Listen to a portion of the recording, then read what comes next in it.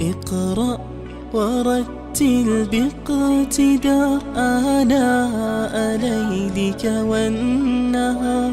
ازرع بقلبك آية لتفوز في جني الثمار. طب حياتك إنها بالذكر زاهية المنى. قوم لسانك مبحرا معنا على تاج الوقار.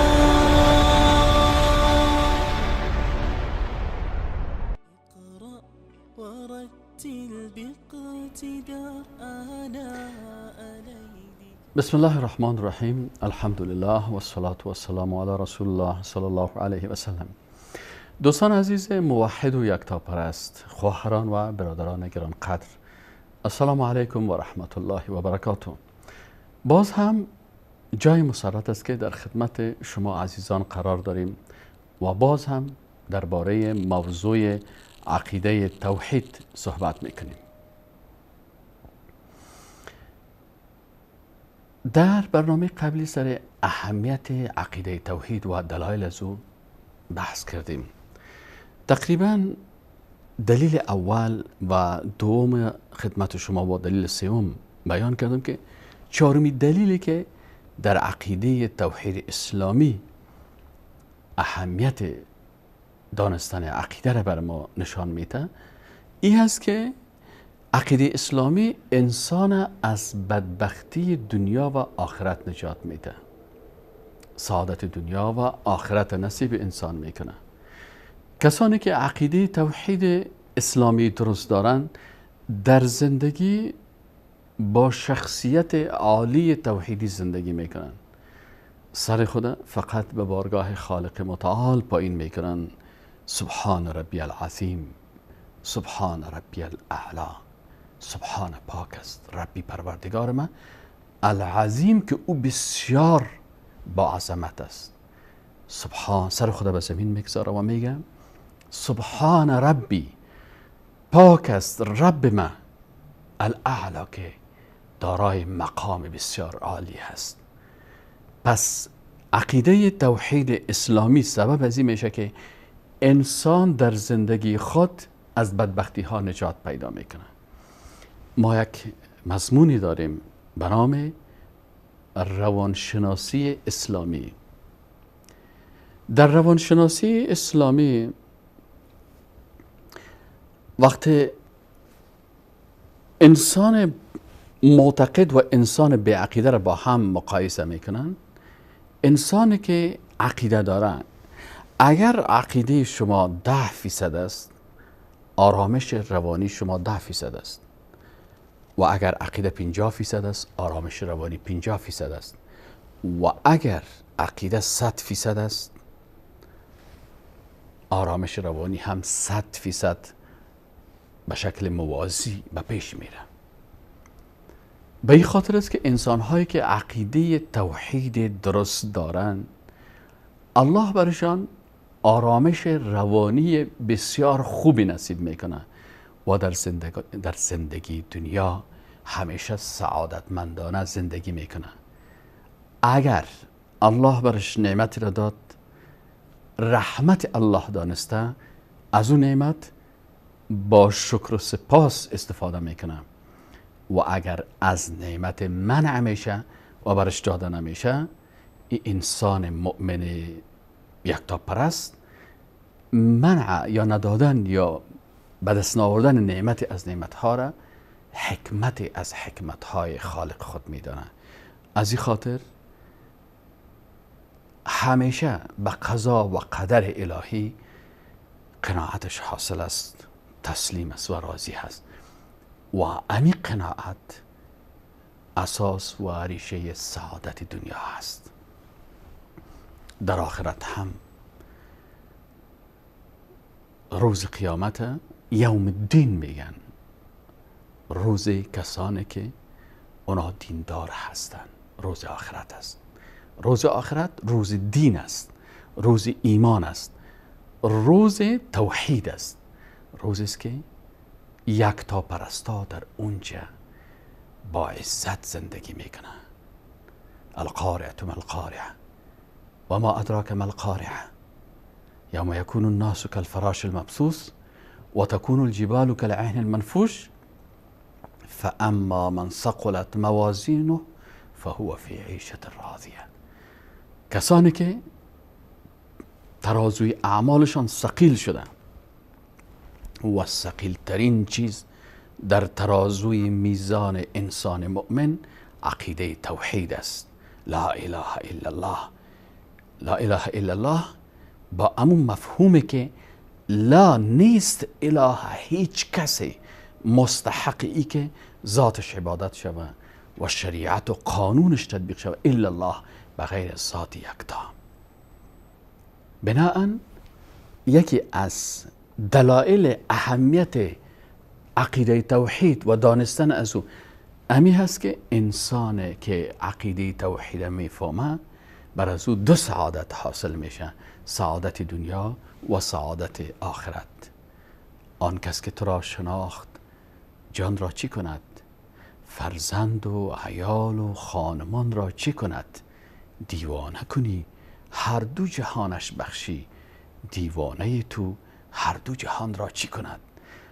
یعنی کسی که خالق متعال با عظمتش میشناسه اگه سعادت دنیا و آخرت نصیب ازی میشه، ولی سعادت دنیا را و سعادت آخرت در رضایت خالق خود احساس میکنه. حتی مؤمنین آخرین و بزرگترین نعمت الله در روز قیامت چی هست که نصیب از اینا میشه؟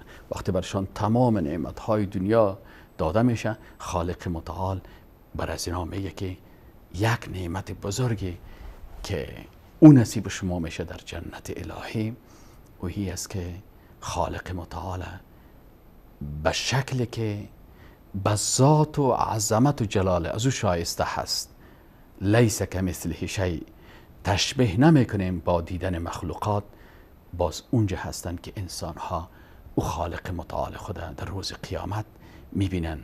وجوه یومئذ ناظره، وجوه یومئذ ناظره، روحایی هستند که در روز قیامت ندرت و زیبایی و شادابی نصیب از اونها میشه. الی ربها ناظره، به طرف خالق یکتای خود نظر میکنن. این است اهمیت و ارزش عقیده توحید که الله نصیب مؤمنان موحدین یکتا پرست میکردن. آخرین و پنجمین دلیلی که عقیده توحید اسلامی بسیار ارزش داره و دارای اهمیت بسیار زیاد است برای یک انسان، این هست که در عقیده توحید، خود عقیده توحید زیربنای سایر اعمال است و سبب تقویت دیگر اعمال میشه. مثلا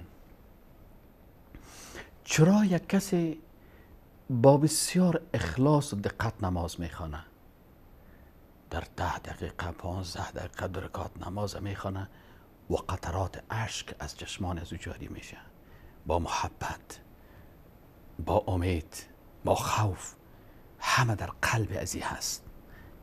ولی برعکس از او کسی دیگه نماز نمیخوانه. او کسی که نماز نمیخوانه مشکلش اصلا در عقیده هست. اگر عقیده توحید قوی داشته باشین، این عقیده انسان مسلمان به بزرگترین اعمال دیگی که هر قدر سخت باشه و انها لکبیرة الا علی الخاشعین، نماز بسیار بزرگ است، بسیار سخت است، الا علی الخاشعین، مگر بر کسانی که اونها خاشعانه در مقابل خالق یکتا سر خود به زمین میگذارن. پس هر عبادت دیگیره از پایین ماشینی که کنترل میکنه و او رو در حرکت میاره عقیده هست. عقیده تهداب است، زیربنا هست، اساس است، محرک است، در حرکت میاره و تمام اعمال دیگر عقیده جور میکنه، تصحیح میکنه و قوی میسازه. به این خاطر هر قدر عقیده قوی داشته باشیم به مو اندازه بیشتر به عبادات خالق متعال الایمان و بدع و 70 شعبه به 70 و چند شعبه از شعبات ایمان نائل میشیم، عبادت میکنیم و هر قدر عقیده که ضعیف شد به مو اندازه دیگر عبادت ها ضعیف میشن و بالاخره از بین میرن. پس اگر میخواهیم که خالق متعال عبادت بکنیم همو قسم که شایسته هست، باید عقیده توحید خدا بیشتر و مستحکمتر مطابق کتاب الله و سنت رسول الله صلی الله علیه و سلم بگردانیم. اگر کس عقیده درست نداشت، شیطان به شکل از اشکال از عبادت خالق او را به عبادت مخلوق میکشانه. به عوض استعانت و استغاثه به بارگاه خالق، او را به استعانت و استغاثه به مخلوق میکشانه. به عوض این که سر ذلت به خالق یکتا پایین بکنه، خدا و سر ذلت در مقابل یک مخلوقی که از خود از کده ذلیل‌تر است به او پایان میکنه. پس اهمیت عقیده در این است که عقیده هر عمل دیگر را تقویت میکنه. اگر عقیده قوی بود، اخلاق قوی تر میشه. اگر عقیده قوی بود، عبادات و معاملات قوی تر میشه. به اندازه قوت عقیده، قوت دیگر اعمال زیادتر و بیشتر میشه و به اندازه ضعف و خرابی عقیده اعمال بدتر میشه. کسانی که عقیده درست ندارن و لاف از دینداری میزنن، اونا غلط میکنن. ترسن نرسی به کعبه اعرابی که این ره که تو میروی به ترکستان است. سوال دیگه که مطرح میشه و این است که اصول و اساسات عقیده در قرآن و سنت چیست؟ در قرآن عظیم شان و سنت رسول الله صلی الله علیه و سلم 3 اصل برای عقیده توحیدی وجود داره. اصل اول اصل ایمانی هست. اصل ایمانی که 6 بخش داره: آمنت بالله و ملائکته و کتبه و رسوله و الیوم الاخر و القدر خیره و شره من الله تعالی و البعث بعد الموت. آیت قرآن همین موضوع رو برای ما تشریح میکنه در سوره 285 سوره بقره: آمن الرسول بما انزل الیه من ربه و المؤمنون. آمن الرسول، ایمان آورد رسول، بما انزل الیه من ربه، و آنچه که نازل شده از جانب پروردگارش، و المؤمنون، و مؤمنان همچنان، کلون، تمامی آنان، آمن ایمان دارن بالله و ملائکته و کتبه و رسوله لا نفرق بین احد من رسوله و قالوا سمعنا و اطعنا غفرانک ربنا و الیک المصیر. دومین اساس از اصول یا اساسات ایمان اصل عملی هست. دومین اصل عملی هست. اصل عملی چی هست؟ که انسان مسلمان با آنچه که عقیده داره باید به او عمل بکنه. و قضا ربک، و فیصله نبود پروردگارت، الله تعبدوا الا ایاه، که شما عبادت نکنین الا ایاه، مگر او را. پس کسانی که عقیده توحید درست دارن، زندگی عملی از اونا فقط به عبادت خالق متعال میشه. آیا سجده عبادت است؟ بله عبادت است. و قضا ربک، و فیصله نمود پروردگارت، الله تعبدو، این که شما عبادت نکنید الا ایاه، مگر خالق یکتا را. عبادت خالق یکتا در سجده، در رکوع، در نظر، در قربانی، در ذبح حیوانات، تمام از اینا عبادت هاست که انسان مسلمان وقتی این آیت قرآن میخوانه، این عبادت ها را هر کدامشه عملی میکنه. و بالوالدین احسانا، و باز حکم الله هست که به والدینتان نیز احسان بکنین. این اصل دوم ما که هست 2 بخش داره. یکی مربوط میشه به توحید عبادات الله و قضا ربک الا تعبدوا الا ایاه که فقط باید به الله عبادت شود، و بخش دوم از او مربوط میشه به تطبیق شریعت الله. ان الحکم الا لله، حکم حاکمیت نیست مگر مخصوص الله هست، و در ختم آیت میگه الله تعبدوا الا ایاه. پس تطبیق حاکمیت الهی نیست شامل عبادت است. پس ما عبادات در بخش سایر عبادات نماز و روزه و رکوع و سجده و نذر و قربانی و اینا داریم، و عبادت های دیگی داریم که مربوط به تطبیق شریعت الله هست. ان الحکم الا لله. شما در سوره یوسف آیت 40 میخوانین که ان الحکم نیست حاکمیت الا لله مگر این که خاص مخصوص الله هست. امر کرده الله تعبدون که شما عبادت نکنین، یعنی عبادتی که مربوط به حاکمیت میشه، الا ایاه مگر الله را. ذالک این اسلوب زندگی که شریعت الله در زندگی شما تطبیق شود، الدین القیم، ای هست دین استوار و ثابت، ولکن اکثر الناس لا یعلمون، ولکن اکثریت مردم نمیدانند. پس در اینجا در اصل دوم دو امر اساسی شامل میشه که یکی مربوط به عبادت است و دومش مربوط به تطبیق احکام شریعت الهی است. اصل سوم اصل اخلاقی می باشه. اصل سوم اصل اخلاقی است. در اصل اخلاقی انسان مسلمان به اساس عقیده توحیدی که داره، اخلاقیات با آنچه که در معتقدات او از او است مراعات میکنه. ادب و اخلاق با کتاب الله، ادب و اخلاق با خالق یکتای ما الله سبحانه و تعالی، ادب و اخلاق با رسول الله صلی الله علیه و سلم و تمامی پیامبران، ادب و اخلاق با ملائکه الله، ادب و اخلاق با آنچه که در قرآن عظیم الشان من حیث یک اصل اعتقادی بر ما بیان شده است. ادب با روز آخرت، بعث بعد الموت، و ادب با اصحاب رسول الله صلی الله علیه و سلم که الله بر ما اونا را معرفی کرده. لقد رضی الله عن المؤمنین. الله در قرآن عظیم الشان کسانی را که با رسول الله صلی الله علیه و سلم بیعت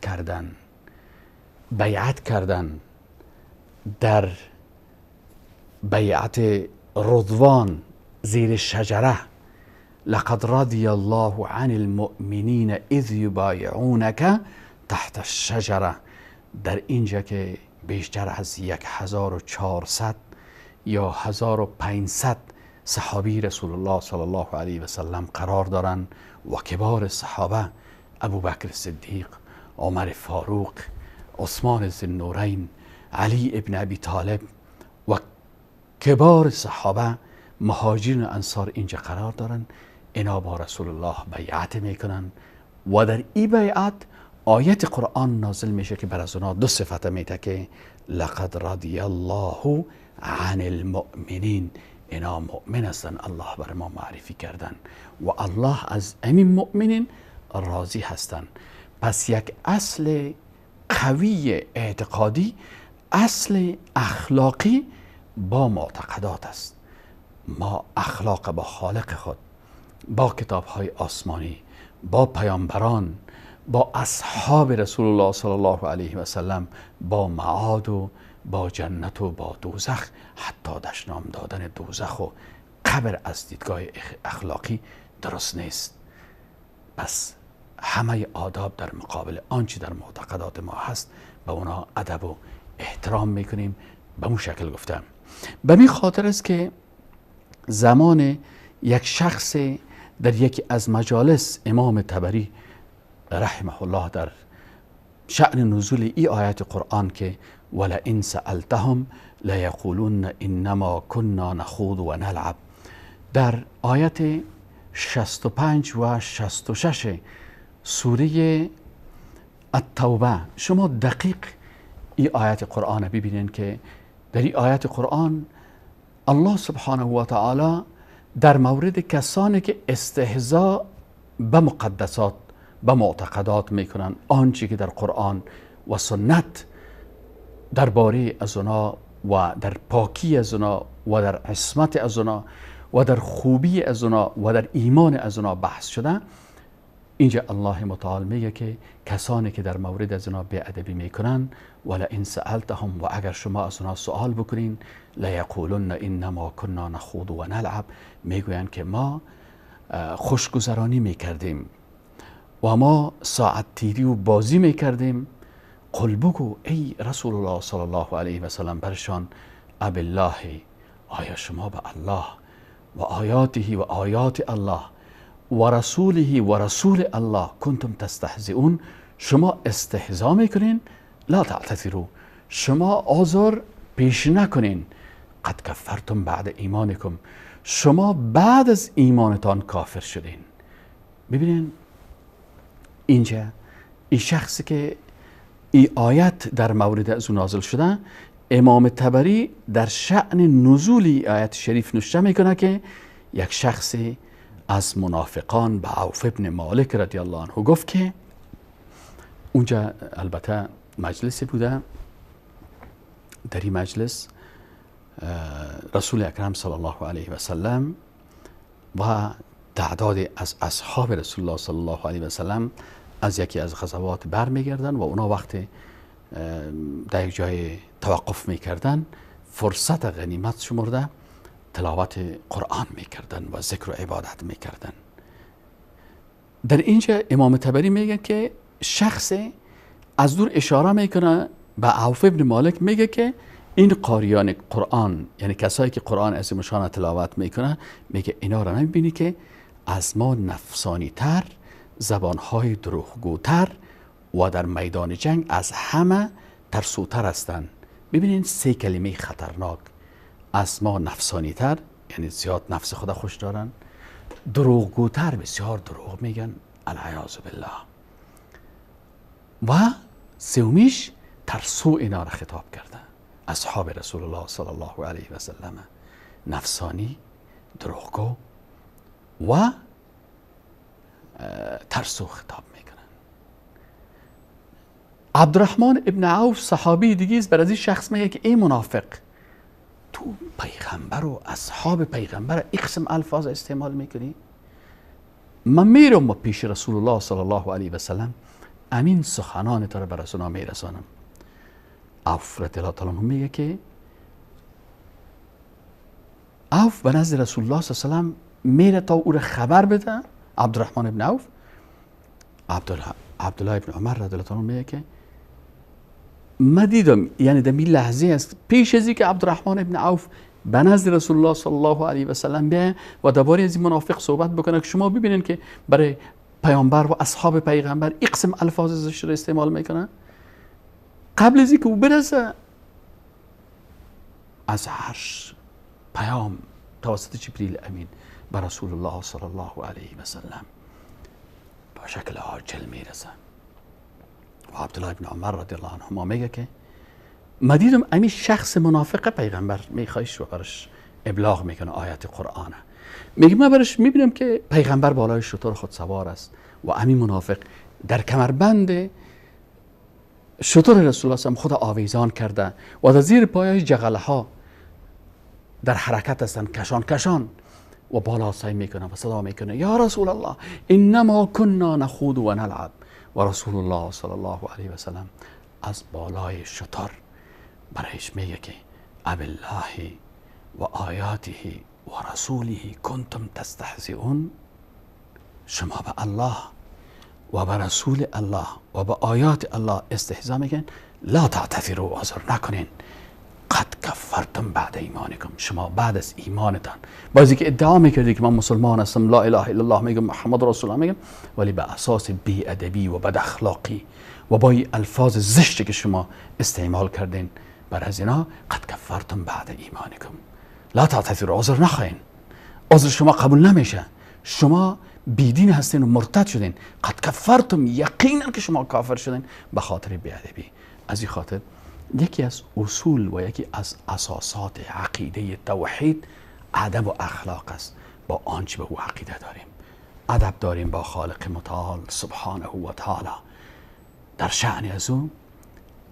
امو سخنایی را میگیم که در قرآن گفته شده، نصفه کما وصف نفسه، همو قسم الله را توصیف میکنیم مثل که خودش خود توصیف کرده، او وصفه رسوله، یا رسولش او را توصیف کرده. چرا؟ سبحان ربک رب العزت عما یصفون و سلام علی المرسلین، پاک است رب تو، رب با عظمت، اما یصفون، از این توصیف هایی که انسان های بیدینی که مخالف منهج قرآن و سنت هستند کلمات را به اون نسبت میدن. و سلام علی المرسلین، چرا سلام است بر پیغمبرا، علی المرسلین، به خاطر از اینا که پیغمبرا فقط در مورد خالق متعال با آنچه که برشان وحی میشد از او سخن میگفتن. و ما ینطق عن الهوی ان هو الا وحی یوحی.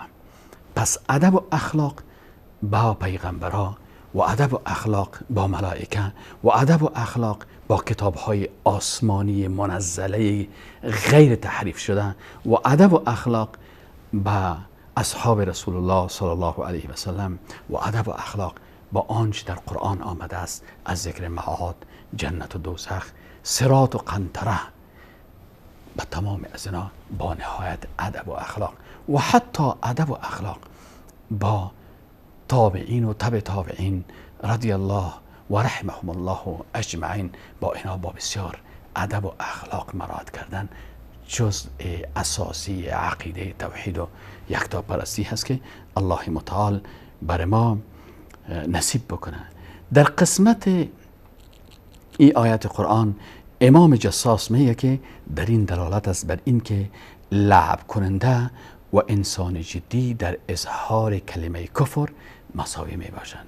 یعنی امام جساس رحمه الله میگه که اگر کسی در مورد مسائلی که مربوط به عقیده توحید و یکتاپرستی میشه، اگر کسی به شکل جدی در اینجا کدام گپ میزنه و یا هم با لعب و ساعت تیری و خوشطبی و فکایی گپ را میزنه که در اونجا بوی از کفر است، این مساوی هستند. امام جساس رحمه الله تعالی ایره میگن به شرطی که در آن اکراهی وجود نداشته باشد، زیرا منافقان استدلال نمودند که آنان این کلمات را به شکل لعب و بازی گفتند. شما ببینین کسی که به لعب و بازی که خودش اعتراف میکنه که جدی نیست، ولی در مقابل پیامبر و اصحاب پیامبر بیادبی میکنه، او تو آیت قرآن نازل میشه بدا به حال کسانی که به شکل جدی به پیغمبر و به اصحاب پیغمبر توهین میکنن. اگر اصحاب پیغمبر زشت باشن، مرتد شوند و یا صفات زشت دیگه داشته باشن، در حقیقت این صفات برمیگرده به شخص پیغمبر، زیرا معلم و مربی کامیاب کسی است که شاگردای کامیابی را تربیت کرده باشه. دوستان عزیز، خواهران و برادران گران قدر، این بود داشته های امروزی برنامه عقیده در پرتو قرآن و سنت که خدمت شما دوستان تقدیم شد. تا برنامه بعدی باز هم وقتی در خدمت شما قرار میگیریم، شما را به خالق یکتا میسپاریم. و السلام علیکم و رحمت الله و برکاته. اقرأ ورتل باقتداء آناء ليلك والنهار ازرع بقلبك آية لتفوز في جني الثمار. طب حياتك حياتك إنها بالذكر زاهية المنى. قوم لسانك مبحرا معنا على تاج الوقار. اقرأ ورتل باقتدار آناء ليلك والنهار. ازرع بقلبك آية لتفوز في جني الثمار.